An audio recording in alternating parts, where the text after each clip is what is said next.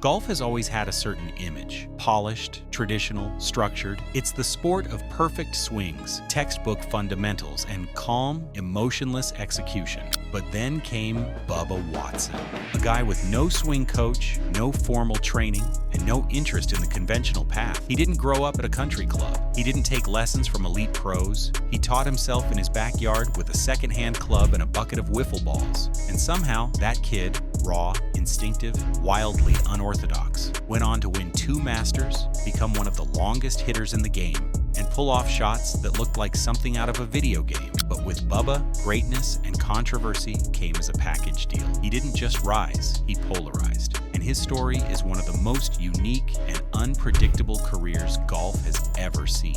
Bubba wasn't born into the game. He was born in a small Florida town called Baghdad. Yes, really. His dad, Jerry Watson Sr., was a Vietnam War veteran who didn't play golf but saw something in his son's obsession with the game. When Bubba was 6 years old, his father handed him a chopped-down 9-iron and let him figure things out. No lessons, no drills, just trial and error. Bubba spent hours in the backyard hitting balls into the air, experimenting with curve, height, spin, everything. Most kids just want to hit it far. Bubba wanted to see how much he could make the ball dance. By high school, Bubba could already drive the ball 300 yards before he even turned 16. But it wasn't just power. He could hook the ball 40 yards around a tree, slice it on command, and land it on a dime. He wasn't playing the game like anyone else. And that raw, unpredictable magic earned him a scholarship to the University of Georgia, one of the top golf programs in the country. There, surrounded by players who trained under the best coaches and drilled perfect form daily, Bubba still refused to change. No swing coach, no mechanical adjustments. He relied on feel, instinct, and imagination. Some called it stubborn, others called it genius. Either way, it made him dangerous. At Georgia, Bubba stood out. He had the longest drive on the team, hands down. His shot-shaping ability was borderline ridiculous, but he also struggled with control and emotions. He could light up a round with brilliance and then unravel with a bad hole. He wasn't consistent, and he wasn't interested in being molded. For Bubba, golf wasn't about mechanics. It was about creativity. He wasn't just playing against the field. Most days, he was playing against himself. After college, Bubba turned pro in 2002. But like everything in his career, the path wasn't smooth. He didn't walk straight onto the PGA Tour.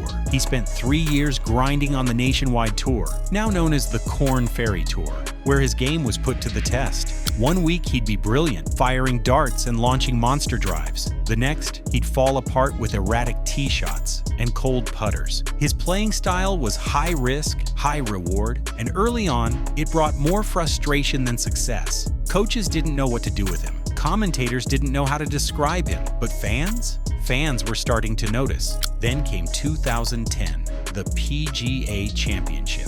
Bubba came within inches of pulling off the biggest win of his life. At 11 under, he held the clubhouse lead until Martin Kamer matched him, forcing a playoff. Bubba came out swinging, literally. On the first playoff hole, a short par 4, he nearly drove the green and sank a birdie to take the lead. But Kamer answered right back with a birdie of his own on the 17th. It all came down to the 18th. Both players missed the fairway. Kamer played it safe. Bubba, he went for the green from the rough. Classic Bubba. Bold, fearless, maybe reckless. The shot didn't work. His ball found the water. Then came the bunker shot. Bubba needed to hole it to keep the playoff alive. He nearly did. The ball slammed the flagstick, dropped in, and cruelly bounced back out. Just like that, it was over. Most players would have been crushed. Bubba wasn't thinking about the trophy. His first words were, "Did I make the Ryder Cup team?" That told you everything you needed to know. He wasn't driven by titles. He was driven by representing something bigger. That moment might have ended in defeat, but it marked the start of something. Bubba wasn't going away. That same year at the Travelers Championship, he broke through. First career PGA Tour win. A playoff again, and this time, Bubba came out on top with a clutch birdie putt. When it dropped, he collapsed to his knees, sobbing. It wasn't just relief, it was release. His father, battling terminal throat cancer, had always dreamed of hearing his son win a tournament. That night, Bubba got to make the call. "Dad, I did it." A few months later, his father passed. Bubba would never again get to share a win with him. But that moment became part of his story forever, and Bubba kept climbing. 2 years later, he arrived at Augusta, the 2012 Masters, a stage built for legends, and Bubba, he wrote his name into history in the most Bubba way possible. After 72 holes, he was tied with Louis Oosthuizen, a sudden death playoff. On the second hole, Bubba hooked his drive deep into the trees. It looked like the end, but Bubba looked at that lie on pine straw between the trees from a terrible angle and saw a shot that didn't exist. A 40-yard hook with a wedge, bending the ball around the trees and back to the green. It was a shot no one else would even imagine. Bubba didn't just imagine it, he pulled it off. The ball curved like a boomerang and stopped feet from the hole. Minutes later, he tapped in for par and won the Masters. He broke down in tears, hugging his mom. It was emotional, raw, unforgettable. That shot alone would have put Bubba in the history books. But 2 years later, in 2014, he proved it wasn't a fluke. He won his second Masters, and this time it wasn't wild heroics that saved him. It was poise, it was control, it was Bubba dominating from start to finish. He took the lead on Sunday and never looked back. He beat a young Jordan Spieth head-to-head and walked off Augusta's 18th green, wearing his second green jacket in 3 years. He wasn't just a crowd favorite anymore. He was a two-time major champion, and his name was now cemented in golf history. But with every high in Bubba's story, there was a shadow. For all the fans that loved his style, his fire, his uniqueness, there were others who found him difficult, unpredictable, even frustrating. And what came next in his career would take that tension and blow it wide open. After winning his second Masters in 2014, Bubba Watson had finally achieved something most golfers can only dream of. He wasn't just a major champion, he was now part of Augusta National's elite. 2 green jackets in 3 years, and the way he did it couldn't have been more different than the first. In 2012, it was chaos and miracle shots. In 2014, it was discipline and control. On Sunday, paired with the rising young star Jordan Spieth, Bubba kept his composure. Spieth cracked under pressure. Bubba didn't. He surged ahead with a massive drive on the 8th, took the lead, and never gave it back. He finished with a 3-shot victory, cementing not just his place in golf history, but also proving he wasn't just about flash. He could dominate from the front too. Bubba Watson had arrived, and the golf world was watching, but success didn't change him. It amplified him. Going into 2015, Bubba didn't hold back. He returned to the Travelers Championship, the place where he got his first win back in 2010. This was full circle, a personal moment. And this time, it wasn't about proving himself. It was about showing how far he'd come. Bubba had grown, not just as a player, but as a competitor. His game had matured. He still relied on instinct, on feel, on that unpredictable spark. But now it was sharpened, more efficient, more lethal, and it showed. He tore through the tournament and picked up another signature win, reminding everyone that when Bubba's game clicked, very few could match him. During this stretch, Bubba climbed all the way to number 3 in the official world golf ranking. That's not easy when your playing style breaks every rule in the book. He didn't follow the template. He didn't obsess over swing planes or balance drills. He bombed drives, curved shots around trees, chipped with his hands instead of his head, and just went for it, and fans loved it. He was the guy who played golf like we all wish we could. Fearless, creative, and unapologetically bold. On any given Sunday, Bubba could turn a tournament upside down, and that made him one of the most entertaining players in the world. But Bubba wasn't just a show on the course. Off it, he leaned into his quirks and became something of a cult figure in the sport. He didn't care about the serious golfer image. In fact, he pushed back against it. He joked around, pulled pranks, wore loud clothes, and stayed completely true to himself. One of the wildest things he ever did was team up with Ricky Fowler, Ben Crane, and Hunter Mahan to form a parody golf boy band called the Golf Boys. Yes, seriously. They released a music video, dressed in ridiculous outfits, sang about birdies and bunkers. It went viral. Fans ate it up. Bubba didn't care how it looked. He just wanted to have fun. And it didn't stop there. He once bought the actual General Lee car from the Dukes of Hazzard TV show. He showed up to tournaments driving a hovercraft golf cart. Who else does that? No one. And that's why people remembered him. He wasn't trying to be Tiger Woods. He wasn't trying to be Phil Mickelson. He was just Bubba. Loud, unpredictable, and completely original. And in a sport filled with quiet, polished athletes, Bubba was a burst of color that people either loved or didn't know what to do with. But being that original came with a cost. The same traits that made him a fan favorite also made him a controversial figure in the locker room. Bubba didn't always get along with everyone. He was emotional, unfiltered, and at times difficult. He didn't sugarcoat things. If he didn't like something, he said it. and that rubbed some people the wrong way.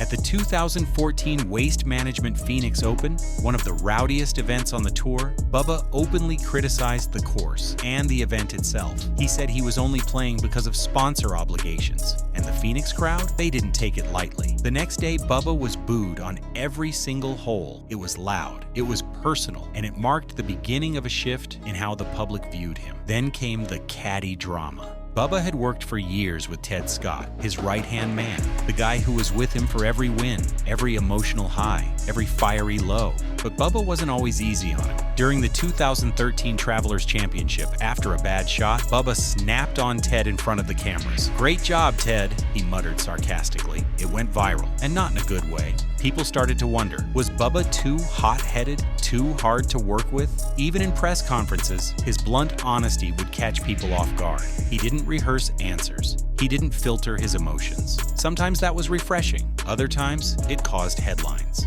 Despite the growing controversies, Bubba kept competing, but the game was starting to change. Younger stars were rising, the field was getting deeper, and Bubba's high-risk, high-reward style wasn't aging gracefully. By 2017, cracks began to show. He started missing cuts. His putting became inconsistent. Mentally, he wasn't in the same space. And for the first time, Bubba opened up publicly about his anxiety. He admitted there were days where he didn't even want to tee it up. Days when the pressure, the criticism, the spotlight, it all got to him. He even considered walking away from the game altogether. But Bubba being Bubba, he didn't quit. In 2018, he found a spark again, winning the Genesis Invitational at Riviera. It was a reminder of what he was still capable of. That magic, that instinct, that fearless energy, it was still in there. But the consistency, that was harder to find. One week, he'd be in contention. The next, he'd be packing his bags early. The sport that once bowed to his creativity was now dominated by precision and youth. And Bubba, for all his brilliance, was starting to fade from the leaderboard. Then came the move that changed everything. In 2022, Bubba Watson officially left the PGA Tour and joined Live Golf, the Saudi-backed league that offered massive payouts, guaranteed money, and a completely different format. No cuts, 54 holes, smaller fields. For some players, it was a financial opportunity too big to pass up. For others, it felt like a betrayal of the game's traditions. Bubba's reported deal was over $50 million, and while he spoke about wanting more family time and less travel, many fans didn't buy it. The backlash was immediate. People who had cheered for him at Augusta were now calling him a sellout. He wasn't alone, plenty of big names made the jump, but Bubba's decision hit harder because of who he was. A guy who was always about passion, instinct, and heart, suddenly choosing a league that many saw as driven purely by money. Critics said it wasn't real golf. Fans pointed to Saudi Arabia's human rights record. Commentators debated whether Bubba's career would now be remembered for the wrong reasons. And the truth? It's complicated, because Bubba never fit the mold, never followed the script. And in this final chapter, he wasn't starting now. The decision to leave the PGA Tour for LAV Golf was a defining moment not just in Bubba Watson's career, but in how people saw him. For years, Bubba had been the fan favorite, the wild card, the guy who did things his own way. But now, that same independence was being questioned. His supporters saw it as a personal choice, a father choosing family time over a grueling schedule, a player who'd given everything to the game finally taking something back for himself. But for critics, it was something else entirely. They saw a hero crossing over to a side they couldn't respect, a man who once symbolized passion and grit, now cashing in on a controversial payday. It wasn't just a new chapter in Bubba's life, it was a turning point in how his legacy would be remembered. And maybe that's the most fitting way to look at Bubba Watson's career. It never followed the rules, never fit in a box, never moved in a straight line. He wasn't born into money. He didn't have a country club swing or a list of elite coaches. He started with a hand-me-down club, a patch of backyard grass, and a wild imagination. He made shots people didn't think were possible. He turned trees, wind, and trouble into opportunity. He relied on feel when the rest of the game ran on formulas. And somehow that backyard approach took him all the way to Augusta National, twice. What made Bubba special is exactly what made him hard to define. One minute he's dropping a 40-yard hook wedge from the pine straw to win a green jacket. The next, he's in a viral video dancing in suspenders with the golf boys. One week, he's dominating a course with monster drives and buttery soft touch. The next, he's getting booed on every hole for speaking his mind. He never chased image, never polished the rough edges. Bubba was raw, emotional, honest, sometimes too honest. And that's why people either loved him or didn't understand him at all. His career wasn't built on consistency. It was built on moments, big ones, shots that made you shake your head, wins that came out of nowhere, tears that poured out after a putt dropped. And in those moments, Bubba gave fans something that stats and trophies can't measure: realness. He wasn't trying to be Tiger. He wasn't trying to be the next anything. He was just trying to be Bubba. And for a long time, that was enough. But it's fair to say the back half of Bubba's journey became more complicated. The very qualities that made him magnetic, the emotion, the unpredictability, the nonconformity, also made him tough to watch when things weren't going well, when the game stopped cooperating, when the putter went cold, when the pressure didn't fuel him but wore him down. He spoke openly about mental health, anxiety, fear, things most athletes bury. Bubba didn't. He let people in, and that too became part of his story. Even in the twilight years of his PGA Tour career, there were flashes, moments where you could still see that electric shot maker under the surface. He'd hit a tee shot so pure, the gallery would gasp. He'd throw a shot around a tree and land it next to the pin like it was nothing. And you'd remember, this wasn't just any golfer. This was Bubba Watson, the guy who made the impossible look like instinct, but the consistency was gone.